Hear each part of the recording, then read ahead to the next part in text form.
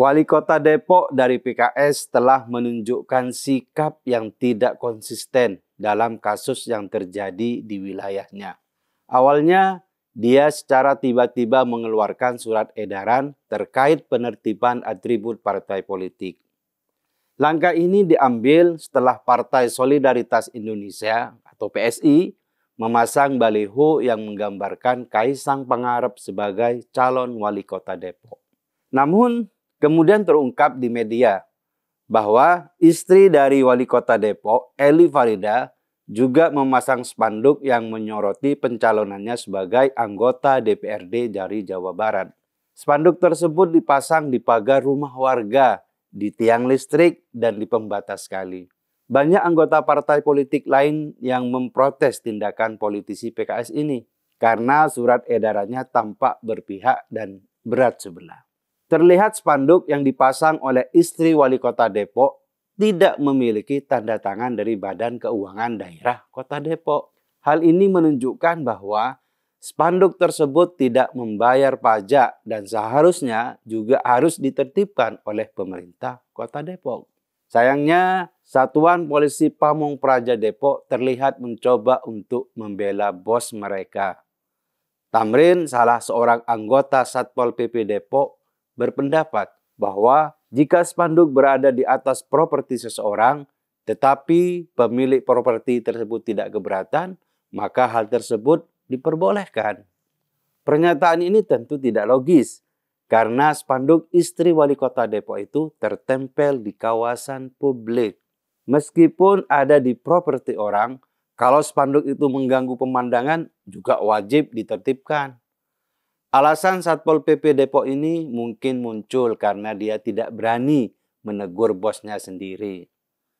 Alamat bakal dipecat kalau dia berani-beraninya mengkritik istri wali kota Depok itu. Tindakan kader PKS ini memang memalukan. Padahal ketika Muhammad Idris mencalonkan diri sebagai wali kota, dia juga menyebarkan spanduk sembarangan tanpa membayar pajak. Namun sekarang ketika dia berkuasa, justru membuat aturan yang kemudian dilanggar oleh dirinya sendiri.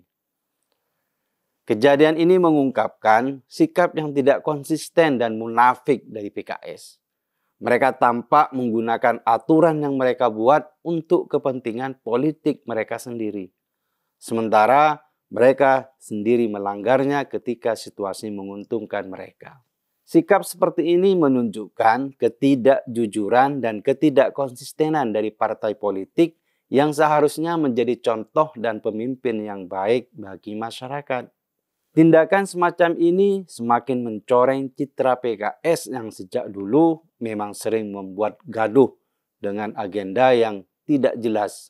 Hal ini menunjukkan PKS memang partai yang tidak konsisten dan tidak berpihak pada kepentingan orang banyak. Hukum menjadi tumpul ketika PKS berkuasa.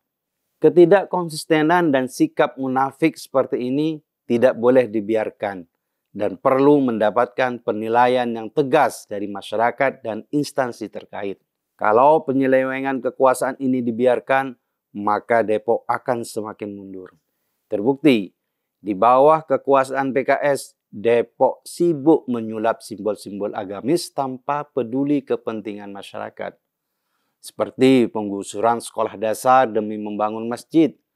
Alangkah piciknya pemikiran wali kota Depok itu yang tega menelantarkan masa depan anak-anak di Depok demi syahwat politiknya.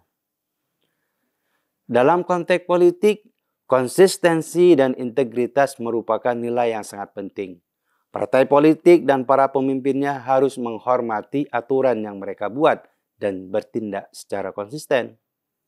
Jika mereka gagal melakukannya, mereka akan kehilangan kepercayaan publik dan tidak akan dianggap sebagai pilihan yang baik dalam pemilu.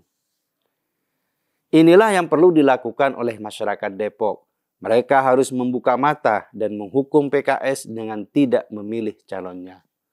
Sebab terbukti, selama dipimpin kader PKS, Depok menjadi semakin aneh dan jauh dari visi kemajuan.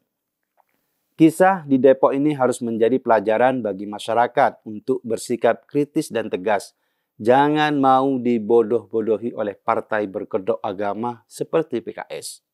Faktanya, semua itu hanyalah cara mereka berjualan demi mendapatkan suara pemilih. Masyarakat berhak mendapatkan pemimpin yang jujur, konsisten, dan bertanggung jawab, bukan pemimpin yang munafik dan tidak dapat dipercaya.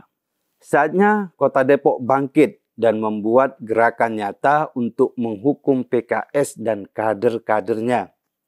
Jangan biarkan Depok semakin mundur dan tenggelam dalam kepicikan dan kemunafikan pemimpinnya.